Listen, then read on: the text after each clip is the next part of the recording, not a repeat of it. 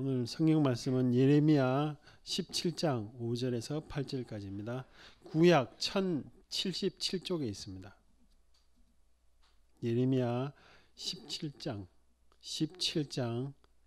5절부터 8절까지 한 절씩 교독하겠습니다.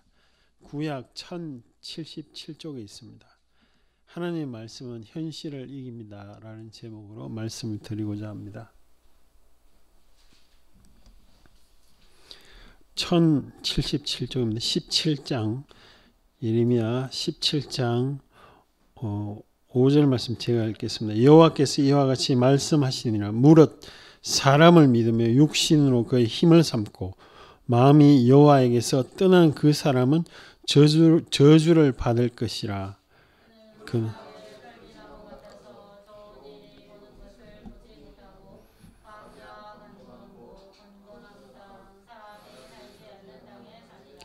그러나 무릇 여호와를 의지하며 여호와를 의뢰하는 그 사람은 복을 받을 것이라. 그는 물가에 심겨진 강변에 뻗치고 더위가 올지라도 두려워 아니야. 그 입이 청청하여 가무는 해에도 걱정이 없고 결실이 그치지 아니한가. 아멘.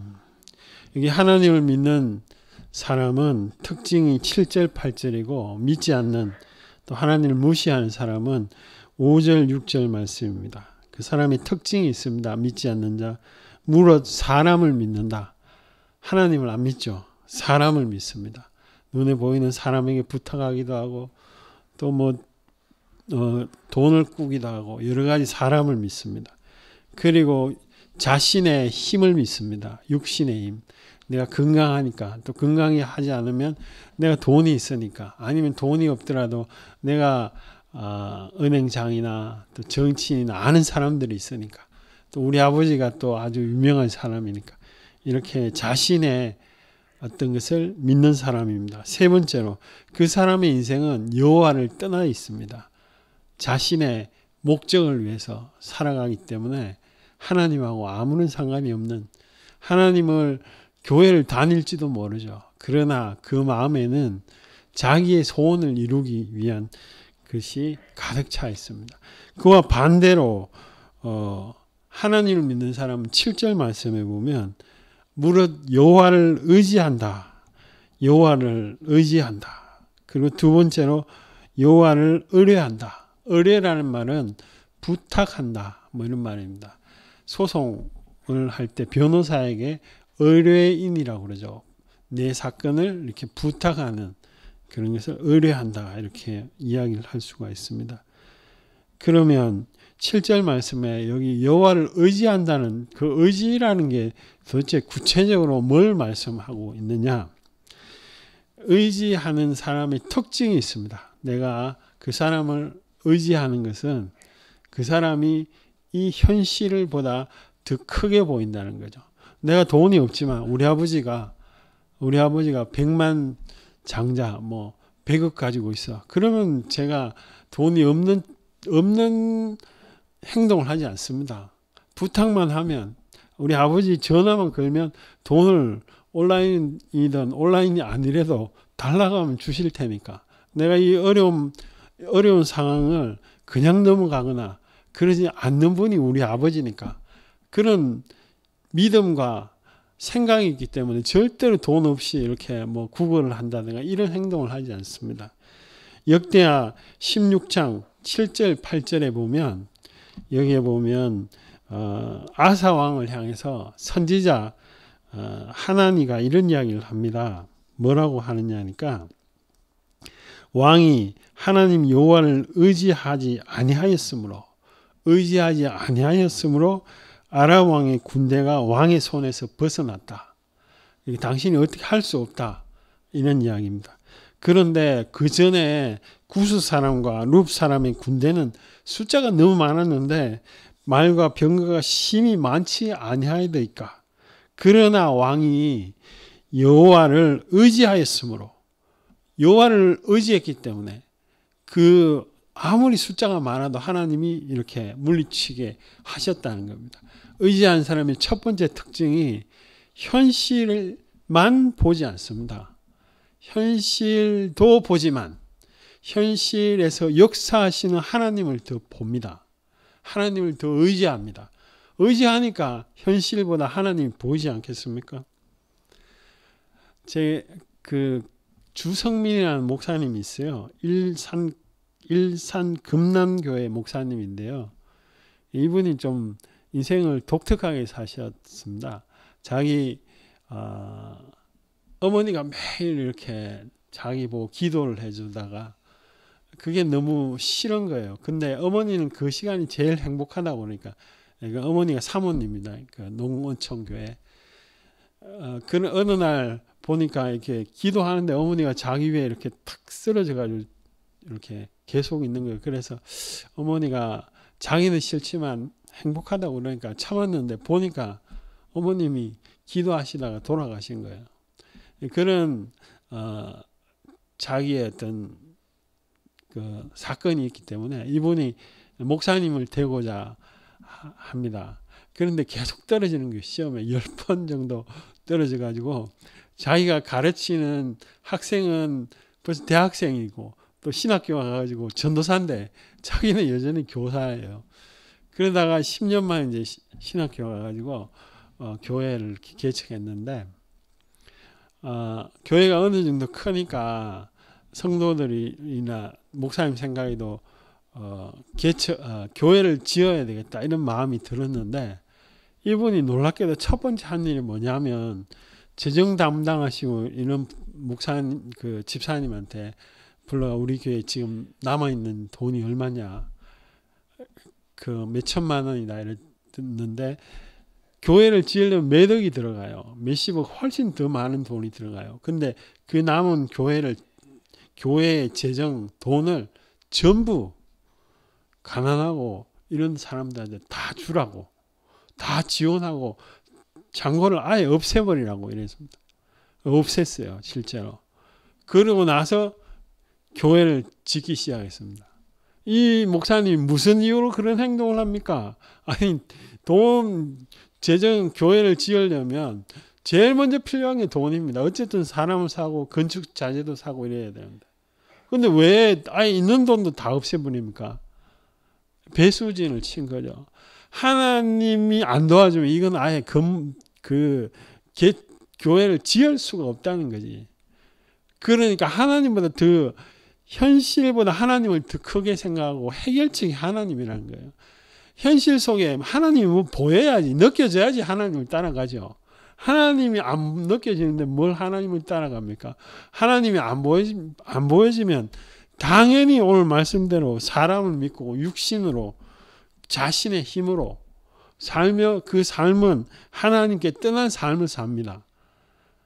아니 교회도 다니는데 그런 삶을 사느냐? 물론이죠. 가능합니다. 충분히 그런 사람도 많습니다. 그냥 교회를 다니는 것뿐이죠. 내가 내 인생의 방향이 하나님께로 적어도 가려면 하나님이 내 삶에 보여야 됩니다. 현실 속에 내 진짜 심각하고 이 짓고 싶지 않는 죄악이라든가 아니면 나에게 너무 힘든 재정적인 문제라든가 이런 속에 하나님 뭐 느껴지고 보여야 하나님을 따라가죠. 여호와를 의지하는 사람의 특징이 하나님이 현실 속에 보입니다. 뭐 나타나서 보인다는 게 아닙니다. 내 마음이 느껴지는 겁니다. 다윗이 그랬지 않습니까? 사무엘상 17장 45절에 보면 다윗이 블레셋 사람에게 이르되 너는 칼과 창과 단창으로 나온 너 무기 들고 나오지. 그런데 나는 만군의 여호와 이름이 뭐 보입니까? 네가 모욕하는 이스라엘 군대의 이름 하나님의 이름으로 내가 간다. 하나님의 이름 아무도 안 보여요. 뭐 다윗에게라도 보였어요? 아니요. 그 신장이 너무 크고 힘이 장성하기 때문에 아무도 그 앞에 안 나갑니다. 벌벌벌 이스라엘 모든 청년 사람들이 다 아무도 안 가면 죽을 것 같은. 그런데 그 현실 속에 다윗은 분노가 완전 마음속에 가고 왜? 내가 가장 소중히 여기는 하나님을 욕하고 있잖아요. 그러니까 그 현실 위에 역사하는 하나님이 느껴지기 때문에 이런 말을 하죠. 내가 모욕하는, 네가 뭐라고 하는 그 하나님의 이름을 나는 믿고 간다. 그래서 칼 들고 이긴 것도 아니고 자기가 평소에 하던 이 물맷돌로. 왜 이런 믿음이 갑자기 튀어나오냐? 아니요. 요 지금 다윗이 나아갈 때는 고등학생 정도 나이밖에 안 돼요. 근데 자기가 고등학생이면 사람 남자 신체가 완전히 장성한 게 아니죠. 그럼에도 불구하고 곰하고 싸워가지고 이길 수 없어요, 사람이. 이게 여러분 아시는 대로 곰이 앞다리 이렇게 한번 들고 이렇게 한 때리면 2톤 정도의 힘이 생깁니다. 이게 그냥 때리는 게 아니에요. 그럼 보통 사람은 뭐 완전히 이렇게 살점이 다 떠진 그런 곰하고도 싸워봐서 이깁니다. 왜 그러냐? 여호와를 의지하니까요.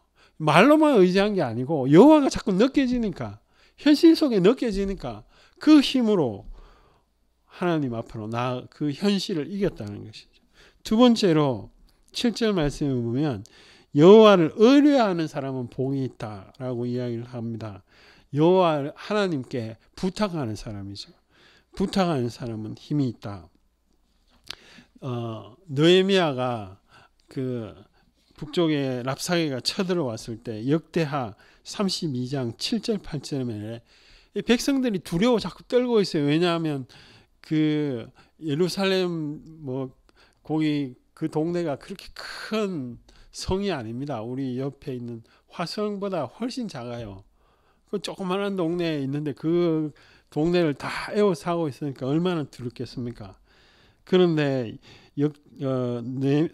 히스기야입니다. 느헤미야가 아니고 히스기야가 이런 이야기를 합니다. 그와 함께 하는 자는 육신의 팔이요 우리와 함께 하시는 이는 우리의 하나님 여호와시라.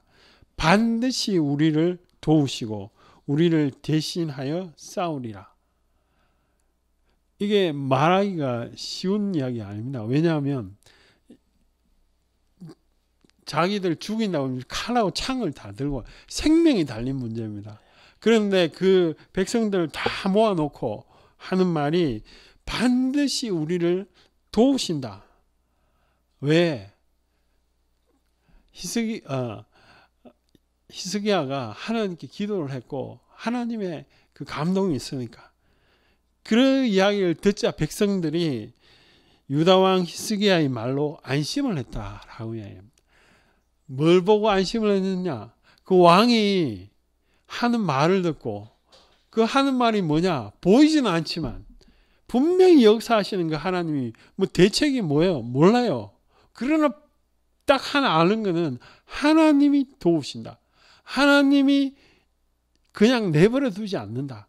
하나님이 우리의 삶 속에서 개입하신다. 왜? 우리가 부탁을 해. 우리가 기도를 했기 때문에. 의뢰하는 사람의 특징, 기도를 한다는 겁니다. 하나님, 내가 이런 어렵고 힘든 거 그냥 하나님, 내 인생은 이 모양이니 그냥 이러다가 죽어야 되겠다. 하나님 앞에 나가면 하나님 뭐 제가 기도했는데 도와주지도 않았잖아요. 이런 태도가 아니고 하나님 반드시 나를 도와주신다. 왜? 내가 기도하니까. 그런 마음으로 그런 믿음으로 갖는 사람이 부탁하는 사람, 여호와를 의뢰하는 사람이다. 이렇게 성경은 기록하고 있죠. 그 결과 우리 오늘 본문 17장 8절에 보면 나무가 그 뿌리를 강변에 뻗치고 더위가 올라갈지라도 이 환난과 풍파가 현실로 인해서 다 생기죠. 그런 풍파를 이야기합니다. 뭐 돈이 없다든가 또 아니면 내가 아는 사람도 없고 외롭다든가 이런 모든 풍파가 올지라도 그 사람은 마음이 평온해. 그 사람은 해가 가무는 사람들은 다 사업이 안 된다고 그래도 자기는 잘 돼. 그런 결실을 맺는다라고 이야기를 하는 거죠. 첫 번째가 하나님을 의지하는 사람은 현실 위에 하나님이 보이는 사람, 하나님을 더 크게 생각하는 사람.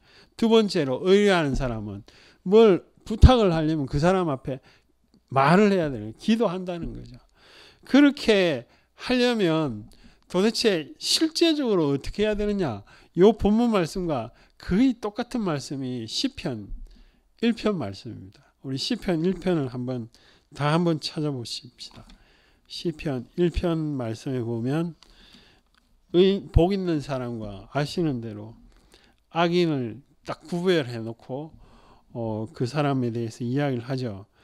여기도 똑같이 나무에 대해서 이야기를 합니다. 그 사람은 근데 복 있는 사람은 시냇가에 심은 나무다. 아까 예레미야에서도 마찬가지. 그 시냇가에 심은 그 사람 나무가 근본 뿌리를 말하고 있죠.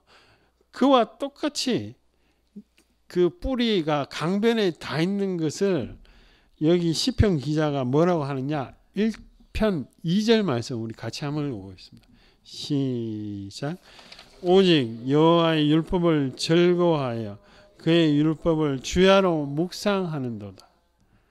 지난주에 말씀한 것처럼 묵상이 그냥 가만히 생각하고 이런 의미도 조금은 있겠지만 여기 이 이스라엘 민족이 말하는 묵상은 가만히 있고 이렇게 있는 걸 말한 게 아니고 여호와는 나의 목자시니 그렇지 여호와는 나의 목자시니 나에게 부족함이 없다. 근데 나는 왜 이렇게 부족하냐? 그래도 부족함이 없다. 자꾸 중얼중얼 이야기하는 거예요. 자꾸 하나님 앞에 그렇지 하나님이 내 목자시니까 나에게 부족함이 없다. 이걸 말하는 겁니다. 하나님 말씀을 자꾸 외우고 이렇게 하는 것 자체가 하나님을 의뢰하는 거고 의지하는 겁니다. 여러분 하나님 말씀을 하루 종일이 아니라 한 시간만이라도 한번 일주일이 아니고 하루에 한 시간이 아니라도 30분이라도 밥 먹고도 그 말씀을 외우고 자꾸 외워보십시오. 어떤 현상이 벌어집니까? 첫 번째로 내가 하나님을 생각하게 됩니다. 아까 현실보다 더 큰 하나님을 본다는 것은 현실은 가만히 있어도 다 보입니다. 그런데 여호와는 나의 목자시니 내게 부족함이 없다. 그런데 내가 현실을 보니까 너무 부족함이 많아. 내 소원도 있고 내가 이루어지지 않는 것도 있어. 그런데 자꾸 그 말씀을 외우면 그 현실 속에 하나님이 보입니다. 하나님이 느껴집니다. 그게 이 묵상의 힘입니다. 두 번째로 묵상은 죄의 유혹이 끊어집니다. 놀랍게도. 내가 자꾸 뭘 안 해야 되겠다. 또 이렇게 절대로 내가 다시는 악한 일을 안 해야 되겠다. 이런 결심을 해도 그게 시간이 한 2시간만 지나가면 그것도 해봤으면 이런 생각이 자꾸 든다는 거죠.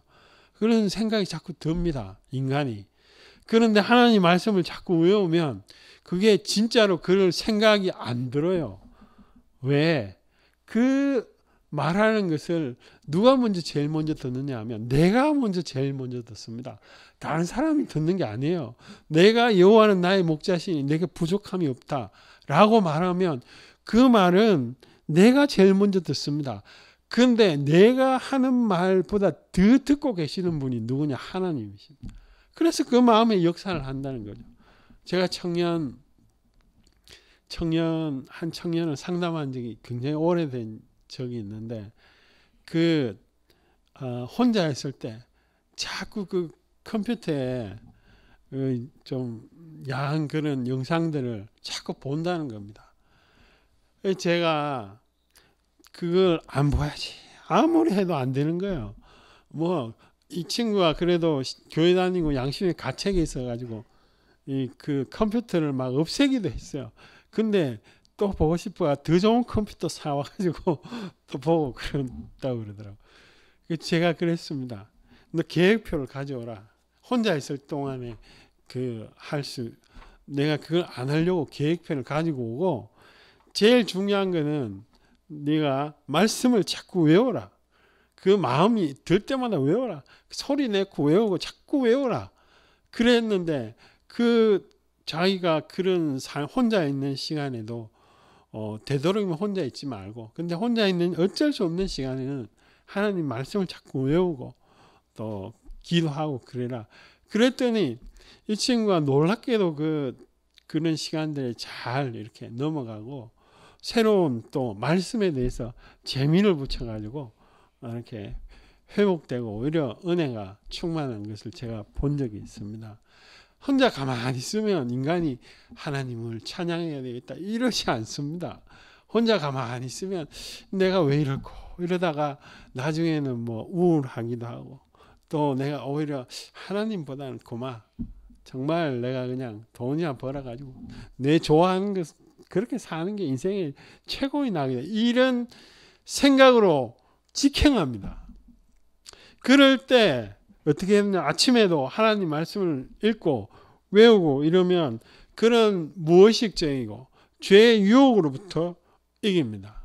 그래서 묵상하라는 거죠. 여기 오직 여호와의 율법을 즐거워하여 그 율법을 밤낮으로 주야로 자꾸 중얼중얼 외우면 그 결과 어떻게 된다고요? 3절에 있잖아요. 철을 따라 열매를 맺으며 그 잎사귀가 마르지 아니함 같음. 첫 번째로 느껴지는 결과가 그 사람 속에 있는 깊은 외로움이 없어집니다. 인생에 의미가 없는 그 공고함이 없어집니다. 자기 혼자 있을 때는 마음이 즐거워요. 혼자 있을 때도 내 마음에 만족이 생깁니다. 만족이 있으니까 마음이 바뀌는 거죠. 김진홍 목사님이라고 여러분 잘 아는 그 목사님이 빚을 지고 뭐 이렇게 해가지고 교회에 성도들보다 빚쟁이가 더 많이 오고 뭐 그래가지고 그 빚쟁이들 그냥 줍니까? 돈 안 갚으니까 이 목사님은 옷을 다 벗겨가지고 밖에다가 전봇대에다 이렇게 꽁꽁 묶고 뭐 이런 수치스러운 그 상황 속에서 이분이 해결책이 뭐였냐면 기도하는 거였어요. 자기 집에 가가지고 뭐 돈으로는 뭐 자기 힘으로 이렇게 할 수가 없으니까 모든 빚을 다 가려버리고 오직 하나님께만 기도하겠다는 거예요. 3, 4일 동안 기도했는데 뭐 기도한다고 상황이 바뀝니까? 안 바뀌죠. 하나도 안 바뀌고 뭐 돈이 하늘에 떨어지는 것도 아니고. 그런데 이 목사님이 기도를 했는데 하나님이 아무 감동도 없었는데 그 하나님만 계속 기도 딴 거 아니에요. 여호와 하나님 이름만 그 자기가 너무 절박하니까 기도를 계속 했는데 그 사건이 지나고 난 뒤에 빚쟁이가 또 찾아왔습니다. 근데 보니까 목사님 얼굴 표정이 좀 바뀌었거든. 그러니까 이 빚쟁이도 좀 시간 되는 대로 돈을 좀 갚아주십시오. 뭐 이렇게 하고 간 거예요. 그리고 또 자기가 옛날에 책 쓴 것들이 생각지도 않는데 또 입금이 되고 이렇게 해가지고 그 어려운 고비를 잘 넘겼는데 하나님의 말씀이 우리에게는 능력이고 소망입니다. 우리에게는 가장 큰 무기입니다. 내 생각을 하나님께 돌이킬 수 있는 힘입니다. 그런데 놀랍게도 이 시대에는 다른 거 다 해. 다 해. 그러나 하나님 말씀만 좀 보지 마.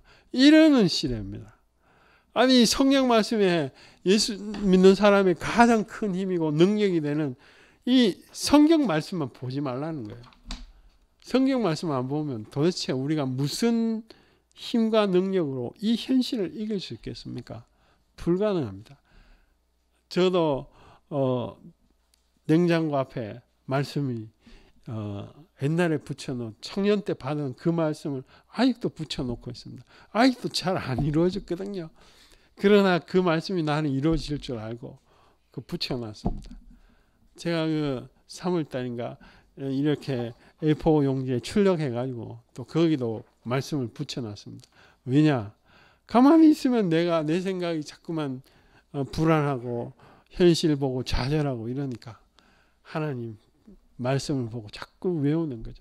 그럴 때 하나님은 반드시 역사하는 줄 믿습니다. 그런 하나님을 저도 우리 성도님도 다 경험하도록 우리 같이 한번 기도합시다.